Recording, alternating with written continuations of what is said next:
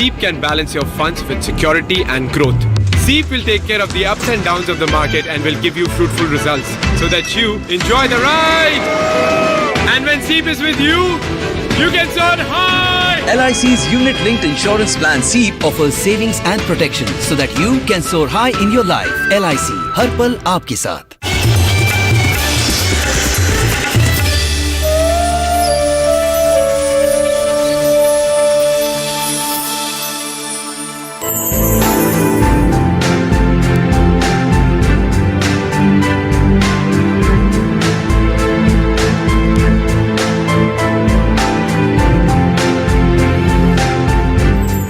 नमस्कार, स्वागत है आपका छत पर बागवानी में। आपके साथ मैं हूं अंचल सिंह। छत पर बागवानी कार्यक्रम में हम आपको बताते हैं कि कैसे आप अपने टेरेस गार्डन या किचन गार्डन को और बेहतर रूप दे सकते हैं और अच्छे परिणाम ले सकते हैं। तो इसी सिलसिले में आज हम बताएंगे कि कैसे हमारे अर्बन गार्डनर्स जो कि अपने किचन गार्डन या टेरेस गार्डन पर काफ़ी मेहनत करते हैं कि उन्हें ऑर्गेनिक वेजिटेबल्स मिल सकें, लेकिन कई बार निमेटोड्स की समस्या से उन्हें अपने सपने को साकार करने में काफ़ी कठिनाइयों का सामना करना पड़ता है। तो कैसे करें इसका उपचार, क्या कहना है विशेषज्ञ का, आइए जानते हैं आज के हमारे छत पर बागवानी में।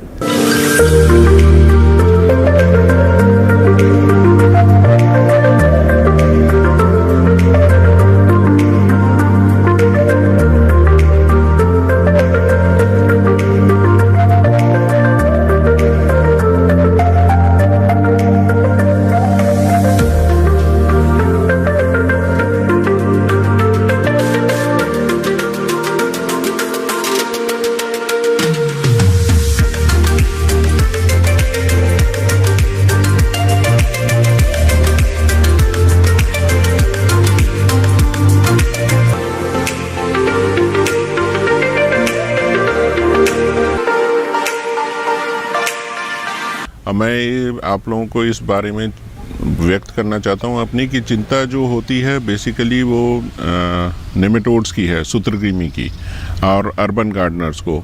और अर्बन गार्डनर्स जो कि बहुत महत्वपूर्ण है हमारे लिए, क्योंकि वो छोटे से एरिया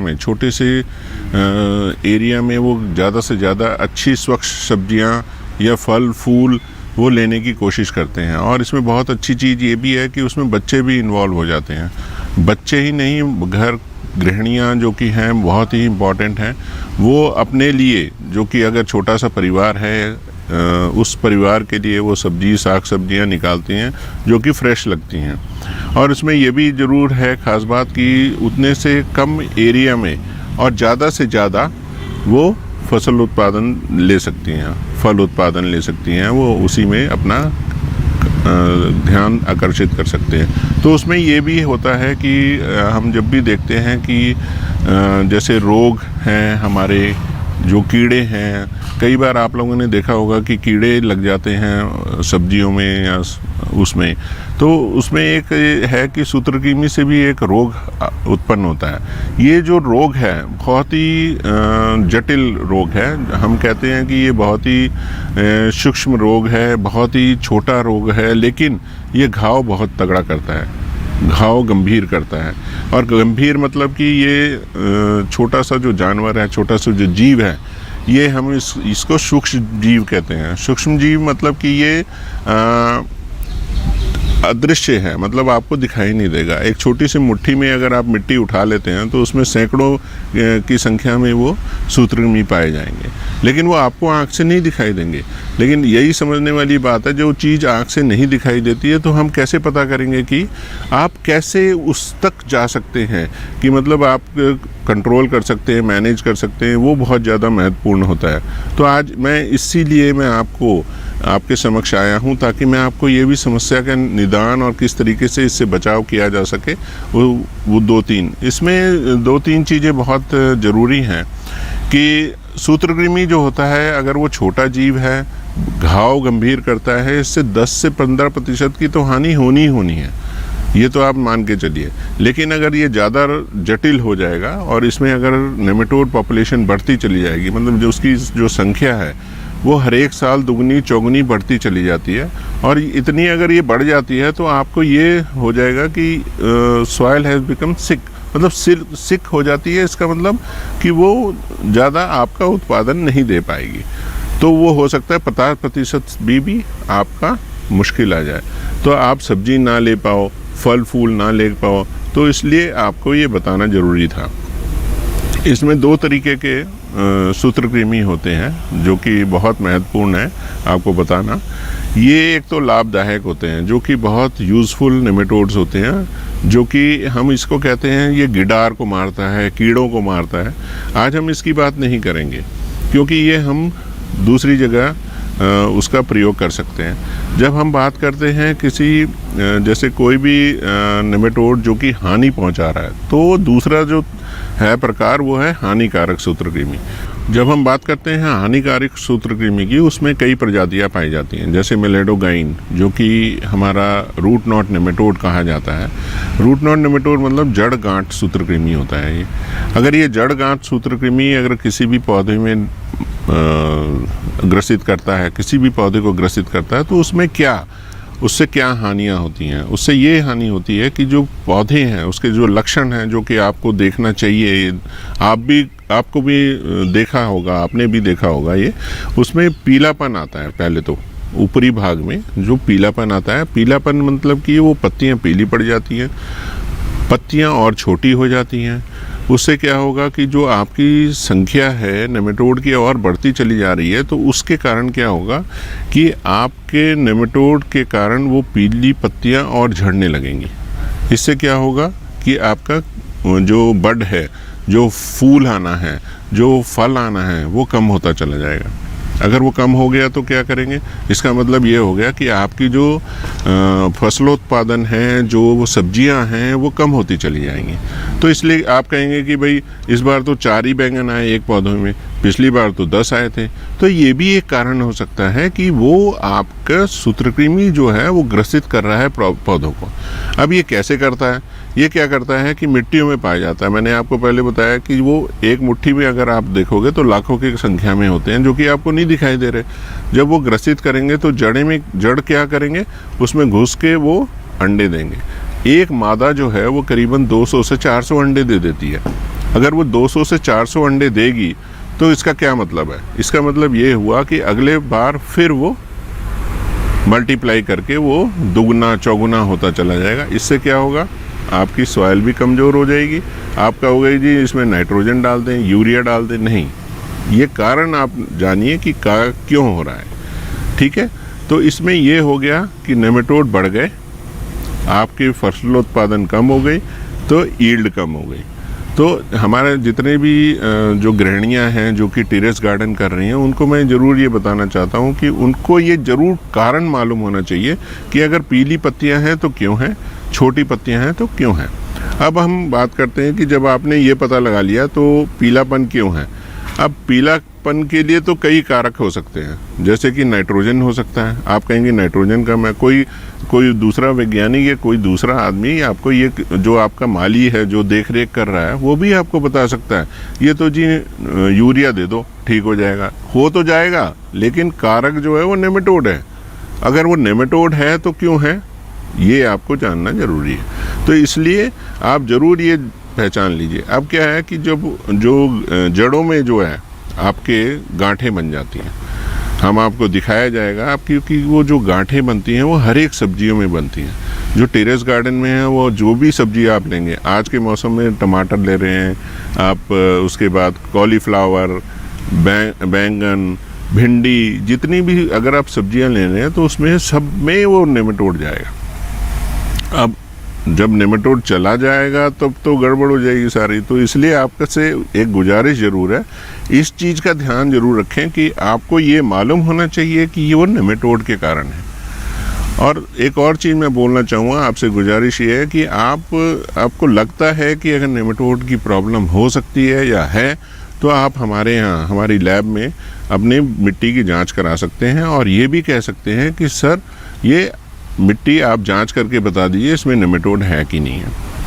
तो इसलिए आप ये भी सबसे पहला काम कर सकते हैं।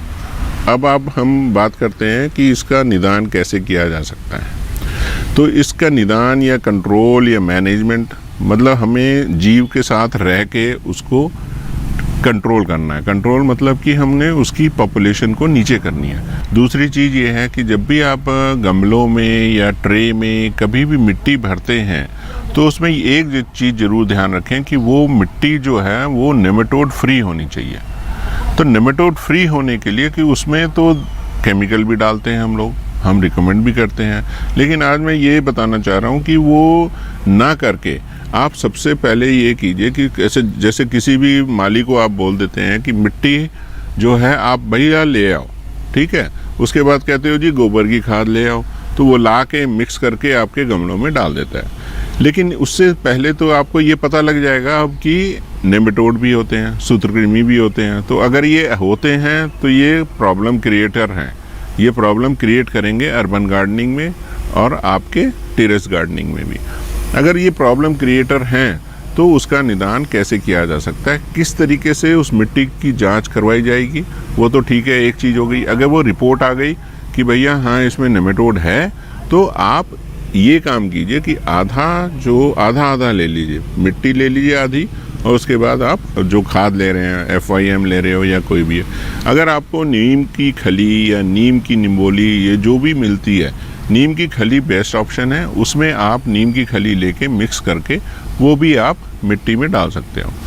दूसरा ये है कि जब सर्दियों का मौसम है आजकल, चलो गर्मी मतलब आपके सूर्य की जो तपन है वो कम है, लेकिन अगर यही चीज़ आपके गर्मियों का टाइम होगा तो उसमें क्या होगा, उसमें ये होगा कि सूर्य की तपन ज़्यादा रहती है, तो उसमें मिट्टी को फैला दीजिए।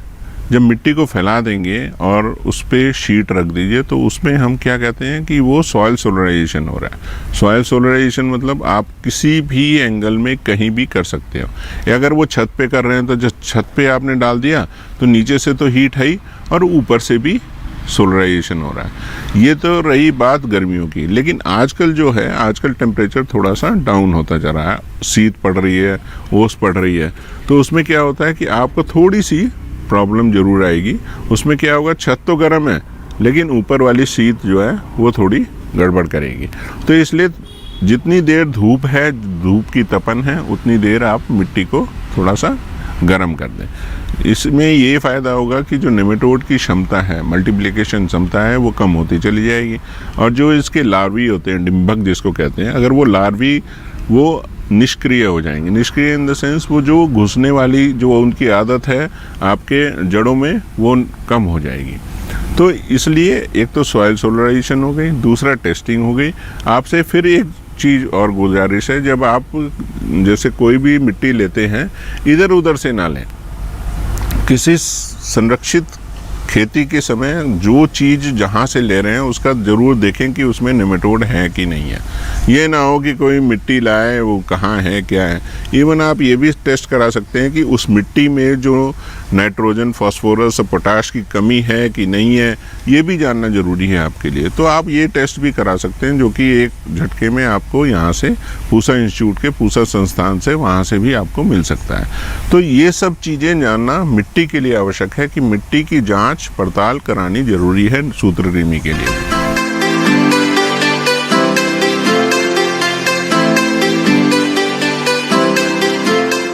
इसी के साथ ही छत पर बागवानी में यहाँ वक्त हुआ एक छोटे से ब्रेक का। कहीं मत जाइएगा, ब्रेक के बाद भी छत पर बागवानी जारी रहेगा। बने रहे हमारे साथ, छोटा सा ब्रेक।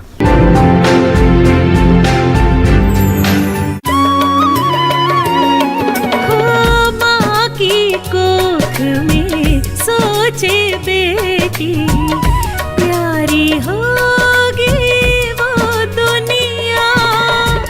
कोई कहेगा लाडो उसको, कोई पुकारेगा मुनिया। जन्म से पहले मौत क्यों दे दी, खता क्या मेरी कह दो ना। जैसे फूल बिन सोनी बगिया, बिन बिटिया आंगन सूना।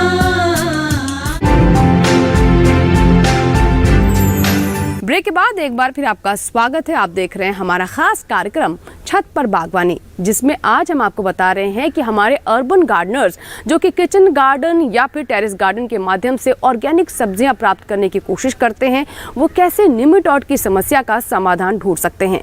इस संबंध में क्या जानकारी दे रहे हैं हमारे विशेषज्ञ डॉक्टर पंकज सिंह, आइए जानते हैं।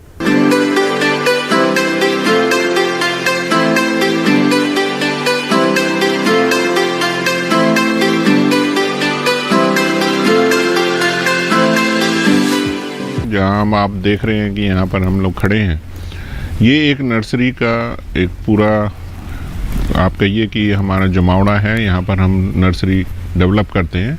और एक और चीज़ महत्वपूर्ण है कि अगर सूत्रकृमि के तौर पे देखा जाए कि हम उससे कैसे बचाएं, और इनिशियल स्टेज पे ही, इनिशियल मतलब कि हम पौध के तो उसी समय हम कैसे नर्सरी में ना लगे नेमेटोड, ये सुरक्षा के लिए हमें बहुत ध्यान देना होगा कि हम सॉयल सोलराइजेशन करें। सॉयल सोलराइजेशन जो कि मैंने आपको पहले भी बताया था कि मिट्टी को ढक के छत पर ही आप उसको स्टरलाइज कर लीजिए, और वो हम गमले में डाल सकते हैं। फिर आप ये भी सुने होंगे कि मैंने ये भी बोला था कि 50-50% आप ले लेते हैं सॉयल, और आप ले लेते हो FIM और या कोई वर्मी कंपोस्ट, उन दोनों को मिक्स करके आप लगा देते हो। लेकिन आप कहाँ से पौध लाते हो वो बहुत ज़रूरी है। जब हम पौध लाने की बात करते हैं तो आप ऐसा भी करते हैं, अपने माली को बोल देते हैं, माली कहता है कि सर हम ले आएंगे, मैडम हम ले आएंगे, कहीं से भी लाएंगे। लेकिन सबसे महत्वपूर्ण है कि बिल्कुल जो नर्सरी की जो पौध है वो सही सलामत और स्वस्थ होनी चाहिए। अगर वो स्वस्थ है तो वो कहाँ से आएगी।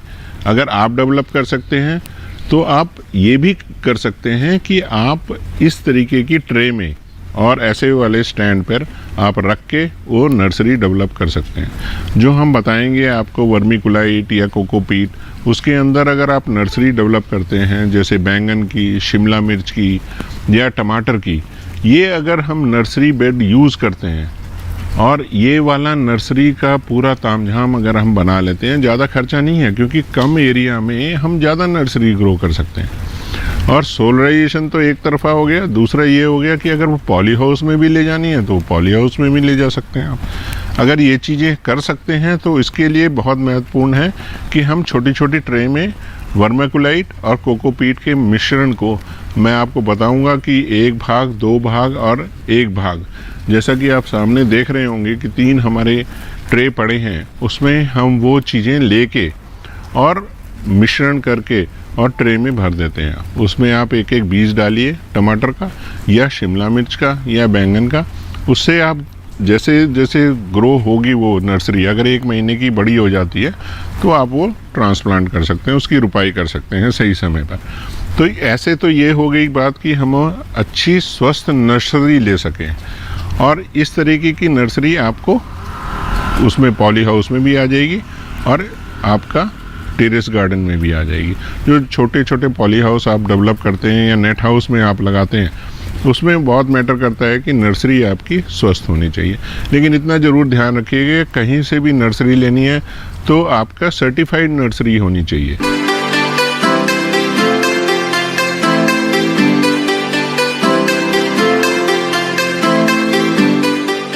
जब हम बात करते हैं सूत्रकृमि की रोकथाम की, सूत्रकृमि के प्रबंधन की, टेरेस गार्डन में सबसे ज़रूरी महत्वपूर्ण है, अगर एक बार इन्फेस्टेशन आ गया, अगर सूत्रकृमि लग गया, तो और क्या उपाय किए जा सकते हैं। अब मैं आपको ये बता दूं कि आप दूसरी क्रॉप ले सकते हैं, लेकिन सब्जी वर्गीय क्रॉप को आप ना लें तो ज़्यादा अच्छा है। जैसे कि अगर आप भिंडी उगा रहे हैं, अब ये सोचिए कि टमाटर लगा देते हैं इसकी जगह, तो सूत्रकृमि का रोकथाम नहीं हो पाएगी। लेकिन ये बात नहीं है। लेकिन आपको क्या है कि आपको हर चीज़ सिस्टमेटिक ढंग से करनी होगी। इसका मतलब कि सब्जी वर्गीय में आप दूसरी चीज़ें, दूसरे जैसे आप कोल क्रॉप ले सकते हैं। कोल क्रॉप मतलब कि आपकी गोभी वर्गीय जितनी भी सब्जियां हैं, टमाटर के अगेंस्ट में आप वो सब्जियां भी ले सकते हैं। अगर वो नहीं ले सकते तो आप ये ध्यान रखिए कि उस चीज़ को कंट्रोल करने के लिए आपको सबसे महत्वपूर्ण है, आप सबसे जो जैसे गेंदा है, अफ्रीकन मैरीगोल्ड कहते हैं, वो आप उगा सकते हैं किसी भी पॉट में। तो आपने एक गमला लिया, एक गमले में क्या किया कि 2 पौधे लगा दिए गेंदे के और बीच में टमाटर का पौधा लगाया। तो वो क्या करेंगे, वो एक तरीके से तरल पदार्थ छोड़ते हैं जो कि हमारे गेंदा है, वो उसकी जड़ों से वो नेमेटोड्स जो हैं वो ट्रैप हो जाते हैं, वो उसकी तरफ आकर्षित हो जाते हैं और चले जाते हैं। उससे क्या हुआ कि वो एक तरीके से नेमेटोड को एक तरफ करके और आपको टमाटर को बचा सकता है। दूसरा ये है कि आप दूसरे जैसे नीम की खली भी डाल सकते हैं उसमें, ऐसी कोई दिक्कत नहीं आएगी, लेकिन नीम का पौधा मत उगाएं उसमें, ये ज़रूर ध्यान दीजिए।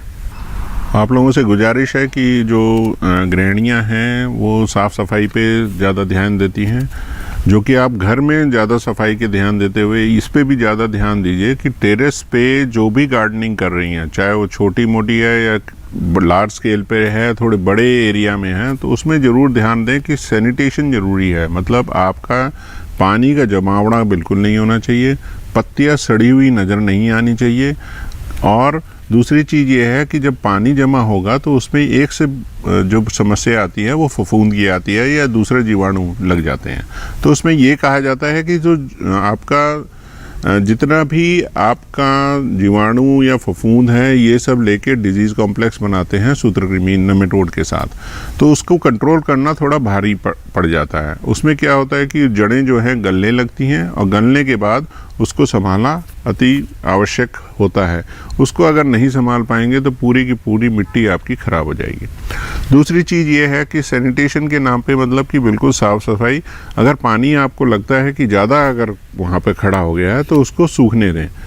ये नहीं कि उसमें पानी पे पानी डाले जा रहे हैं और सुबह दिन रात आप पानी डाल रहे हैं, लेकिन नहीं, ऐसा नहीं है। अगर वो पौधा सूख रहा है तो इतना ज़रूर ध्यान दें कि वो उसके कारण नहीं होगा, किसी डिजीज़ किसी रोग के कारण हो सकता है। तो इसलिए आपसे दरख्वास्त है कि उस मिट्टी को ज़्यादा गीला ना करें। अगर यूज़ करना ही है तो ड्रिप इरिगेशन कर सकते हैं, जो आपकी टपक सिंचाई है उसके हिसाब से आप अपने हर एक गमलों में हर एक पौधे के सामने एक टपक कर सकते हैं। उससे क्या हुआ कि नेमेटोड की संख्या ज़्यादा नहीं बढ़ेगी। और जब हम बात करते हैं कि ऑर्गेनिक मैटर जो है, ऑर्गेनिक कल्टीवेशन, ऑर्गेनिक फार्मिंग हर लोग करने चाहते हैं आजकल कि हमारी जो सब्जियां हैं बिल्कुल केमिकल फ्री होनी चाहिए। अगर ये चीज़ है, अगर इस पर ध्यान देना है तो आपको ऑर्गेनिक मैटर कंटेंट बढ़ाना है।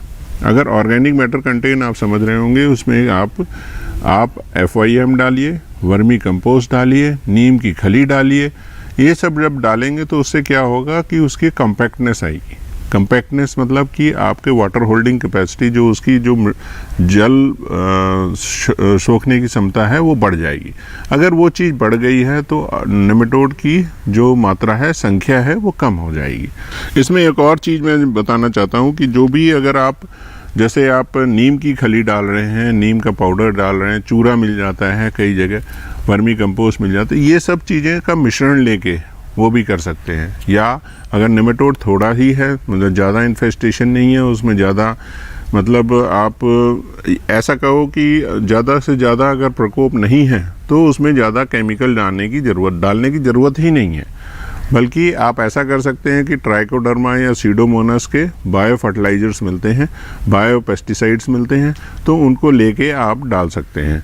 तो इतना ज़रूर है कि आप ऑर्गेनिक एग्रीकल्चर पे भी ज़्यादा ध्यान दिए रहें। लेकिन अब लास्ट में मैं यही कहूँगा कि अगर हम कोई भी चीज़ करते हैं, कोई भी स्टेप उठाते हैं नेमेटोड कंट्रोल करने के लिए, तो हमें चाहिए कि एक होलिस्टिक अप्रोच रहे जिसमें हमारे रोग भी कम हो जाए। और दूसरा ये है कि रोग अगर कम हो जाते हैं तो कीट भी कम आएंगे। जब कीट कम आएंगे तो नेमेटोड भी कम आएंगे, तो डिजीज़ कॉम्प्लेक्स नहीं बनेगा आपका। तो इतना ध्यान जरूर रखना है कि किसी को भी अगर बुलाना है, किसी को भी आपने राय लेनी है तो पूरा होलिस्टिक अप्रोच में लीजिए। ये पूछे कि भैया हमें कीट भी कंट्रोल करने हैं, रोग भी कंट्रोल करने हैं और नेमेटोड भी कंट्रोल करने। ये नहीं कि एक नेमेटोड हो गया है तो नेमेटोड ज़रूरी नहीं है कि वही एक कारक हो आपके फ्रूट फ्लाई का, दूसरे चीज़ों का, या कोई और कीट आ गया उसका कोई ज़रूरी नहीं है। लेकिन इतना ज़रूर है कि पूरा एक इंटीग्रेटेड अप्रोच आपका रहना चाहिए फॉर टेरेस गार्डनिंग। तो उसमें ये आपका फ़ायदा होगा और इसी में लाभ होगा और आपके लिए स्वस्थ आपकी जो सब्जियां हैं वो मिलेंगी और अच्छी मिलेंगी सब्जियां, तो आप भी स्वस्थ रहेंगे, आपका परिवार भी स्वस्थ रहेगा।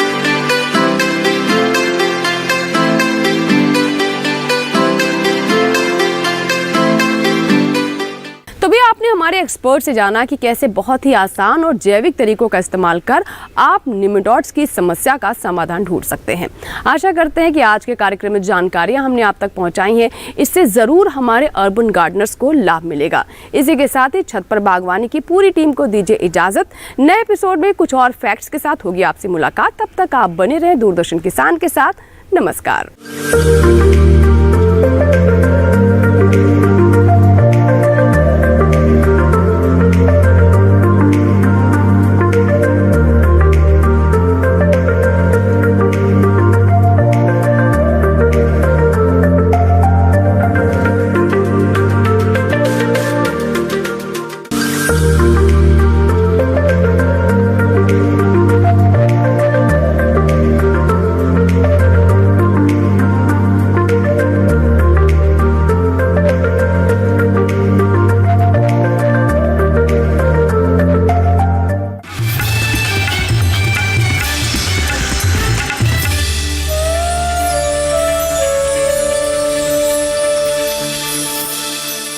ये कहानी है एक पिता और उसके बेटी के बीच के मतभेद की। मैं अपनी बेटी की हर चाल से 4 कदम आगे रहना चाहता हूँ।